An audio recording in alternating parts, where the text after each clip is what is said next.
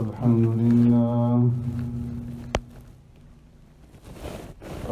لله نحمده ونستعينه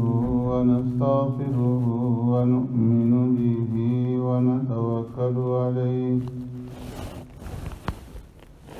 ونعوذ بالله من شرور أنفسنا ومن سيئات أعمالنا من يهده الله فلا مضل له ومن يضلله فلا هادي له ونشهد أن لا إله إلا الله وحده لا شريك له ونشهد أن سيدنا وسندنا ونبينا ومولانا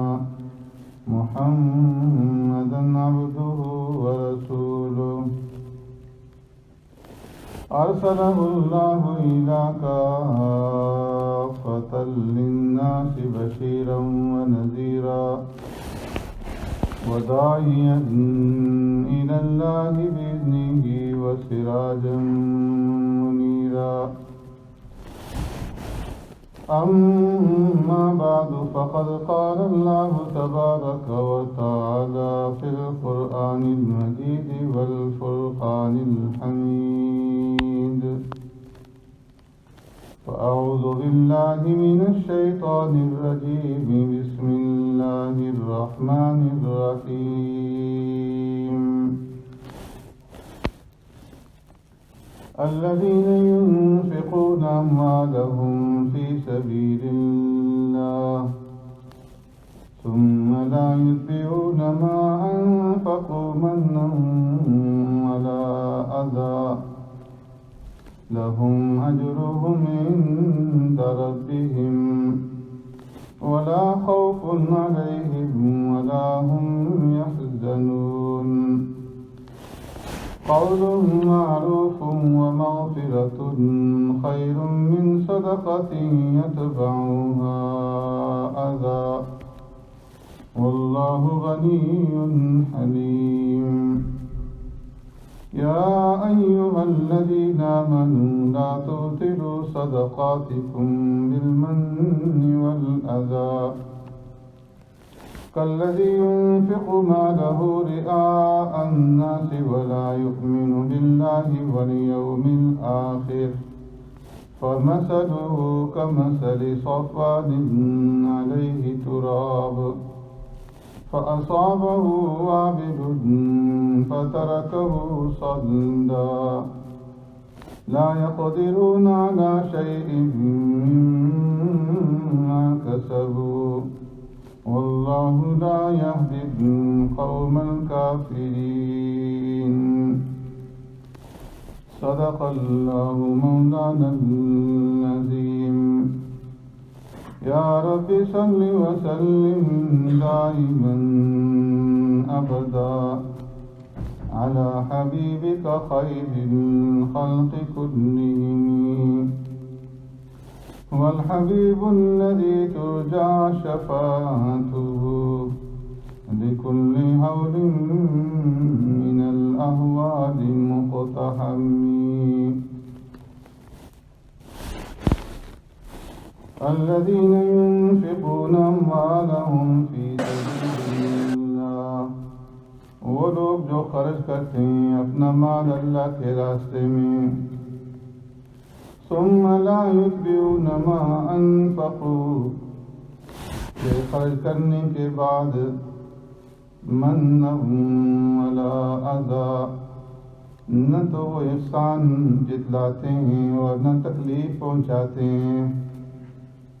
लहुम अजरुहुम इंद रब्बिहिम उनके लिए अजर है उनके परवरदिगार के यहाँ वला खौफुन अलैहिम वला हुम यहज़नून न कोई खौफ होगा उन पर और न वो गमगीन होंगे क़ौलुम मारूफ़ुन व मग़फ़िरा भली बात कह देनी और दरगुजर कर देना खैरुम मिन सदक़तिन यतबउहा अज़ा بدر جہاں بہتر ہے ایسے صدقے سے جس کے پیچھے ستانہ ہو۔ واللہ غنی حلیم، اور اللہ تبارک و تعالی غنی ہے بردبار۔ یا ایھا الذین آمنوا، اے ایمان والو، لا تبطلوا صدقاتکم بالمن والاذی، نہ ضائع کرو تم اپنے صدقوں کو احسان جتلا کر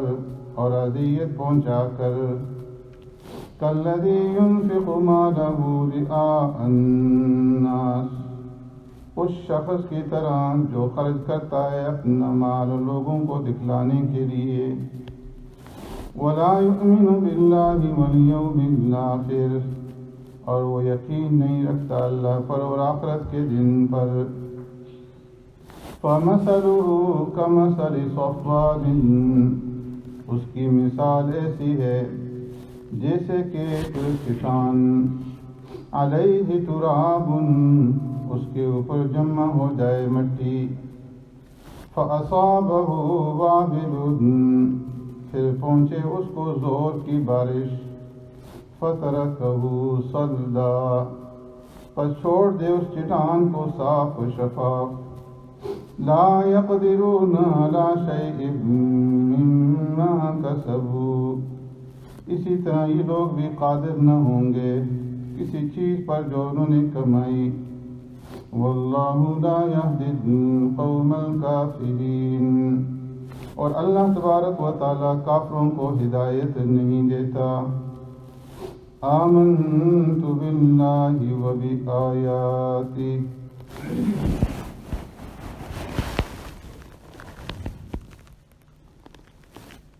حضرات گرامی، جو آیات اس وقت تلاوت کی ہیں، اس سے پہلی آیت کریمہ میں اللہ تبارک و تعالی نے ایک مثال کے ذریعے سے اللہ کے راستے میں خرچ کرنے والوں کے بارے میں بیان فرمایا تھا کہ جو آدمی اللہ کے راستے میں اخلاص کے ساتھ 1 روپیہ، 1 پاؤنڈ، 1 پینی خرچ کرے گا تو اللہ رب العزت اس سے بڑھا چڑھا کر کے 700 گنا تک اور اس سے بھی آگے تک لے جائیں گے۔ جس طریقے سے کاشتکار زمین کے اندر 1 دانہ ڈالتا ہے اور اس سے پھر 7 بالیاں پیدا ہوتی ہیں اور ہر بالی کے اندر 100 دانے ہوتے ہیں، تو 1 دانے سے کم از کم 700 دانے اس سے حاصل ہو جاتے ہیں۔ اب اگلی آیت کریمہ میں اللہ تبارک و تعالی انفاق فی سبیل اللہ، اللہ کے راستے میں خرچ کرنے کا جو صحیح طریقہ ہے، جو مسنون طریقہ ہے، اس کو بیان فرما رہے ہیں۔ فرمائیں کہ الذین ينفقون اموالهم فی سبیل اللہ ثم لا یتبعون ما انفقوا منا ولا اذى، ایسے لوگ کہ جو اللہ کے راستے میں اللہ کے دیے ہوئے مال میں سے خرچ کرتے ہیں اور خرچ کرنے کے بعد پھر نہ تو وہ احسان جتلاتے ہیں اور نہ جس کے اوپر خرچ کیا ہے اس کو اذیت اور تکلیف پہنچاتے ہیں۔ فرمایا کہ اس طریقے سے تم اللہ کے راستے میں خرچ کرو کہ خرچ کرنے کے بعد جس کے اوپر تم نے مال خرچ کیا ہے اس کے اوپر اپنے احسان مت جتلاؤ۔ بہت سارے لوگوں کی یہ عادت ہوتی ہے کہ اگر وہ اپنے رشتہ داروں پہ، اپنے قریبوں پہ، اپنے اہل محلہ پہ، جاننے والوں پر خرچ کرتے ہیں تو خرچ کرنے کے بعد پھر احسان جتلاتے رہتے ہیں،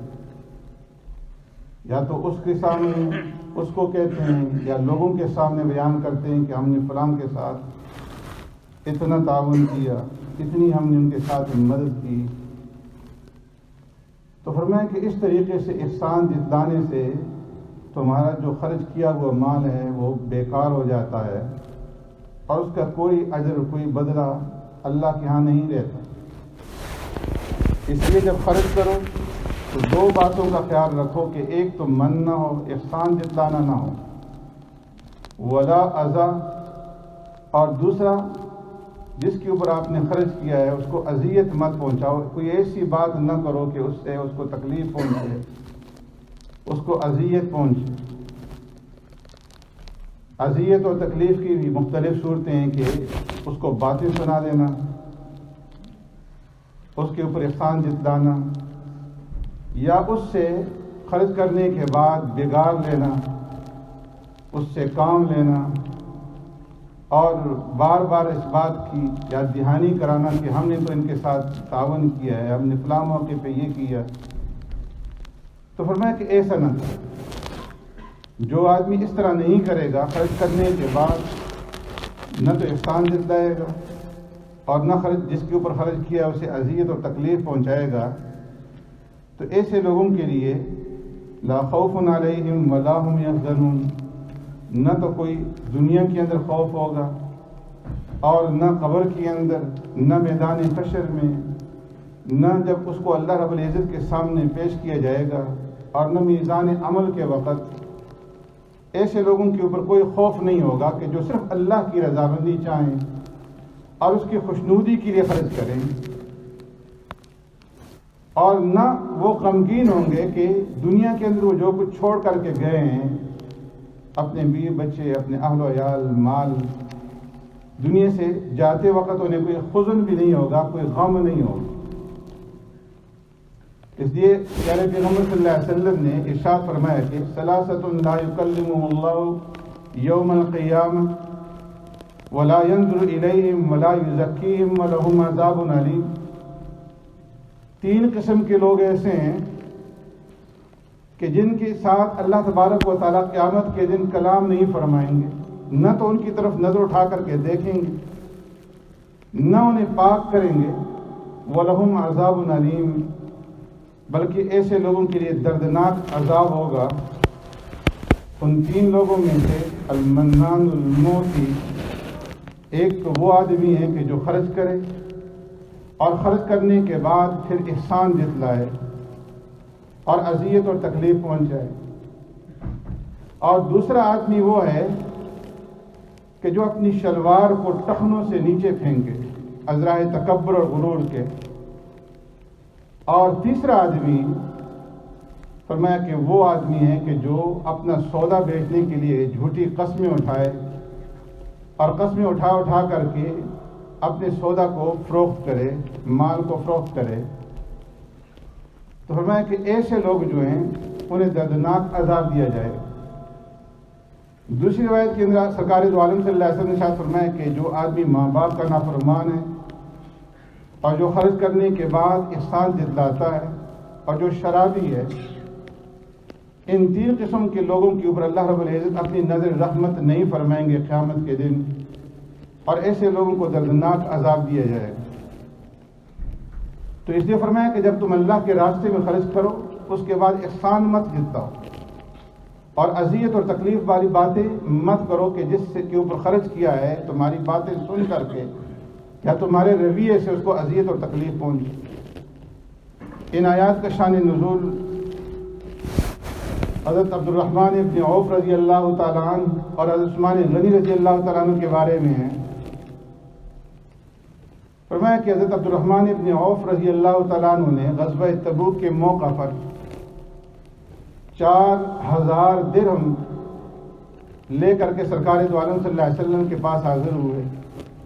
اور عرض کیا اللہ کے رسول صلی اللہ علیہ وسلم میرے گھر میں 8000 درہم تھے، آدھے میں نے گھر والوں کے لیے چھوڑ دیے ہیں اور آدھے لے کر کے آپ کی خدمت میں حاضر ہوا ہوں کہ میں اللہ کو قرض حسنہ دوں. تو سرکار دو عالم صلی اللہ علیہ وسلم نے ان کے مال کے اندر برکت کی دعا فرمائی اور فرمایا کہ بارک اللہ علیک، اللہ تبارک و تعالیٰ اس مال کے اندر برکت دے جو تم اللہ کو قرض دے رہے ہو، اور اس مال کے اندر بھی برکت دے جو تم گھر والوں کے لیے چھوڑ کر کے آئے ہو۔ عثمان غنی رضی اللہ تعالیٰ عنہ فرمایا کہ اس غزوے کو جیش العسرہ بھی کہتے ہیں، بڑا تنگی والا غزوہ تھا۔ جو مجاہدین تھے ان کے پاس اسباب نہیں تھے۔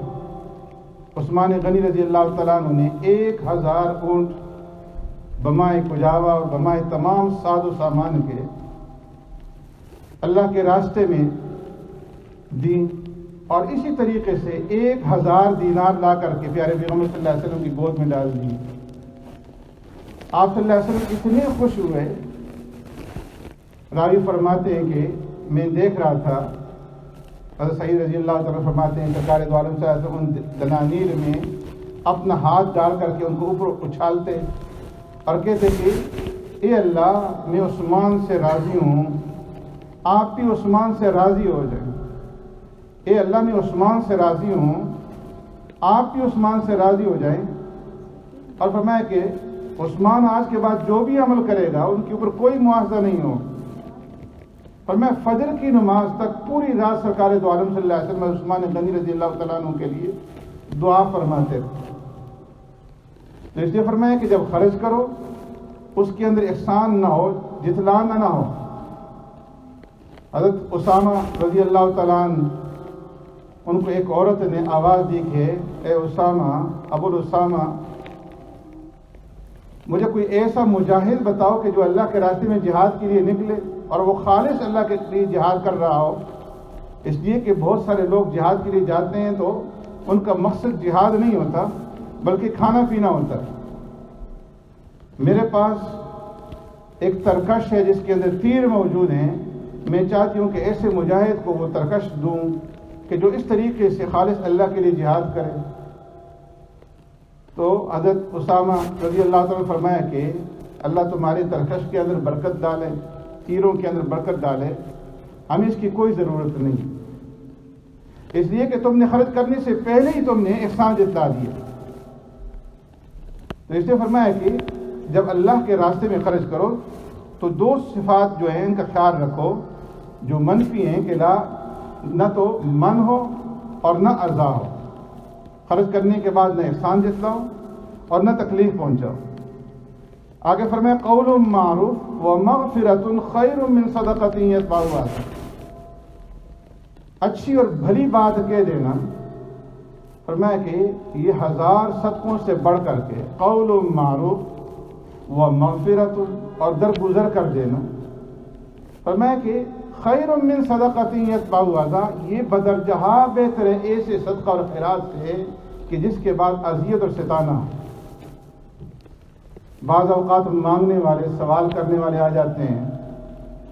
اور وہ اپنے عمل سے، اپنی باتوں سے، اپنے سوال سے اذیت پہنچا دیتے ہیں، ایسی باتیں کہہ دیتے ہیں کہ جس سے وہ مانگ رہے ہوتے ہیں اس کے پیچھے ہی پڑ جاتے ہیں، جان نہیں چھوڑتے۔ تو فرمایا کہ ایسی صورت میں تم ان کو اچھے طریقے سے ٹال دو، اچھی بات کہو۔ اگر تمہارے پاس دینے کی طاقت نہیں ہے،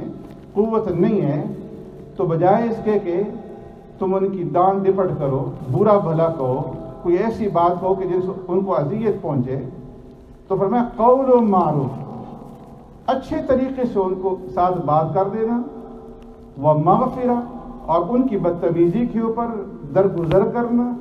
معاف کرنا، خیر من صدقۃ یتبعها اذى، یہ بدرجہ بہتر ہے ایسے صدقے سے کہ جس کے پیچھے اذیت ہو۔ بہت سارے لوگ جب کوئی مانگنے والا آتا ہے تو اس کو دینے سے پہلے 100 باتیں سنا دیتے ہیں، ہٹے کٹے ہو، تمہیں مانگنے کی کیا ضرورت، تم مزدوری نہیں کر سکتے۔ اس لیے اللہ نے فرمایا کہ وَأَمَّا السَّائِلَ فَلَا تَنْهَرْ، مانگنے والا جب تمہارے پاس آئے، سوال کرنے والا کوئی بھی آئے، اسے جھڑکو مت، اچھے طریقے سے اس کو ٹال دو۔ اور بعض حضرات نے فرمایا، علماء نے، کہ اس وقت تم یہ سوچو کہ تم بھی اس بات کے لائق اور مستحق نہیں تھے کہ اللہ رب العزت تمہیں دیتے، تم کتنی اللہ کی نافرمانیاں کرتے ہو، لیکن اس کے باوجود اللہ رب العزت تمہیں عطا فرماتے ہیں، تمہاری ہر ضرورت کو پورا کرتے ہیں، تمہاری نافرمانی کو نہیں دیکھتے۔ تو اسی طریقے سے وہ جب تمہارے پاس آیا ہے تو تم اللہ کا شکر کرو کہ اللہ نے تمہیں دیا ہے، تو اس لیے اس کو دے دو، اور اگر تمہارے پاس دینے کے لیے کچھ بھی نہیں ہے تو پھر اچھے طریقے سے اس کو ٹال دو کہ بھائی اس وقت ہمارے پاس نہیں ہے، دوسرے وقت آ جانا۔ تو فرمایا کہ اس طریقے سے اچھے طریقے سے بات کر کے اور اس کی گستاخی کے اوپر درگزر کرنا خیر من صدقۃ یتبعها اذی، یہ درجہ بہتر ہے ایسا صدقہ اور خیرات سے کہ جس کے پیچھے خرچ کرنا ہو، اذیت ہو، تکلیف ہو، ستانا ہو۔ واللہ غنی حلیم، اور اللہ رب العزت غنی ہے۔ یاد رکھو کہ جو کچھ تم خرچ کرتے ہو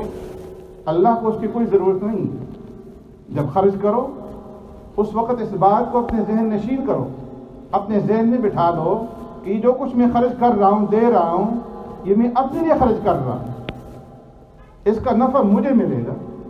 واللہ غنی، اللہ تو غنی ہے۔ اللہ رب العزت کو تمہارے صدقہ اور خیرات کی، تمہارے خرچے کی کوئی ضرورت نہیں ہے، اور حلیم بردبار بھی ہے۔ اللہ چاہیں تو تمہاری اس عزا دینے پر، اس جتلانے کے اوپر اور اذیت و تکلیف پہنچانے کے اوپر تمہیں دنیا کے اندر نقص سزا دے دیں، لیکن حلیم ہے۔ اللہ رب العزت ڈھیل دیتے رہتے ہیں اور جلد مواخذہ نہیں کرتے، جلد پکڑتے نہیں۔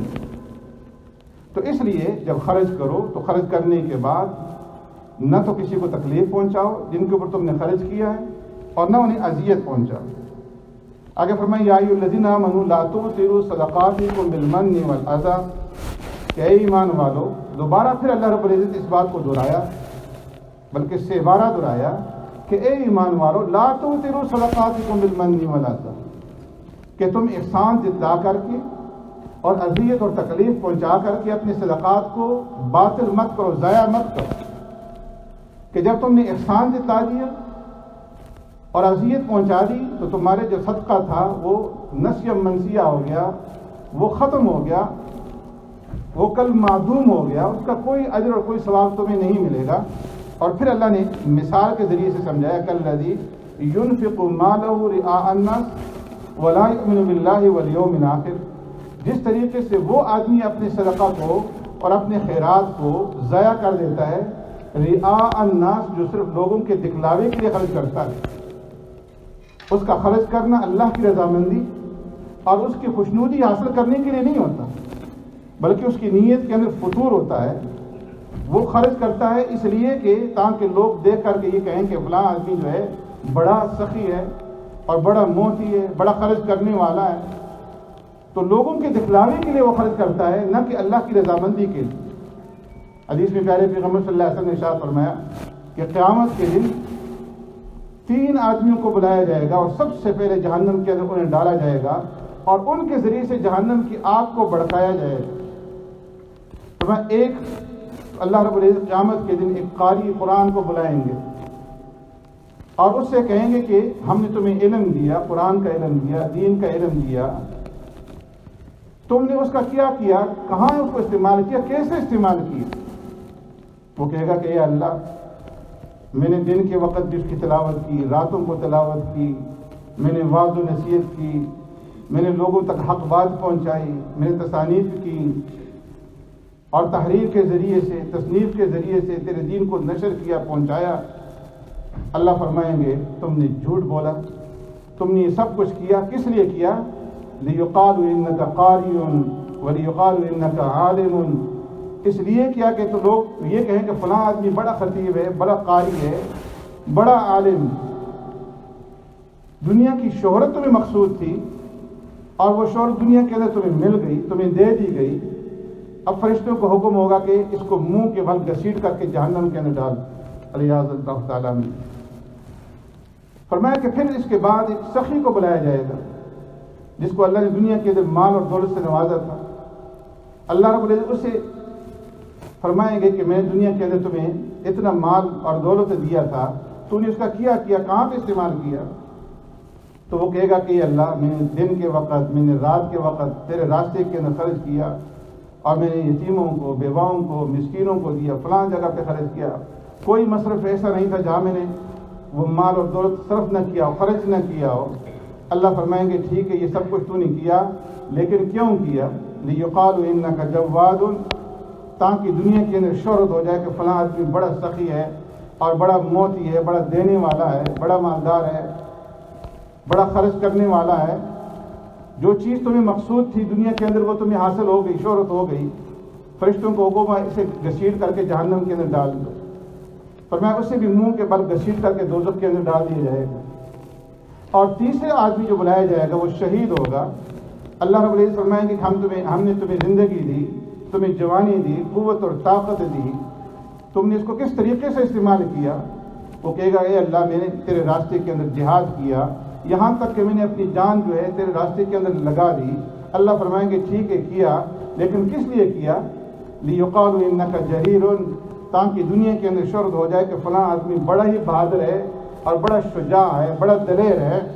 اس نے اس طریقے سے جہاد کیا، اس طریقے سے لڑائی کی، اس طریقے سے وہ دشمنوں کے اوپر حملہ آور ہوا۔ شہرت مقصود تھی، دنیا کے اندر شہرت مل گئی، حکم ہوگا کہ اسے بھی منہ کے بل گھسیٹ کر کے دوزخ کے اندر ڈال دو۔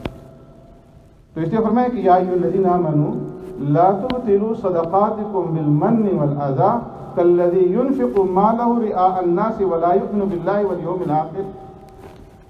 صدقہ اور خیرات کرنے کے بعد احسان مت جتاؤ اور کوئی ایسی اذیت اور تکلیف والی بات مت کرو جس کے اوپر تم نے خرچ کیا ہے کہ اس سے اس کو دکھ اور تکلیف پہنچے۔ اور جس طریقے سے ریاکاری کے طور پر لوگ خرچ کرتے ہیں اس طریقے سے تم خرچ مت کرو کہ ریاکاری کے ساتھ خرچ کرنا یہ مسلمان کا شیوا نہیں ہے، بلکہ یہ کافرانہ عمل ہے۔ کافر لوگ جو ہیں اور منافق لوگ ایسا کرتے ہیں، اہل ایمان کے شایان شان یہ نہیں ہے۔ سبحانک اللہم و بحمدک، نشہد ان لا الہ الا انت۔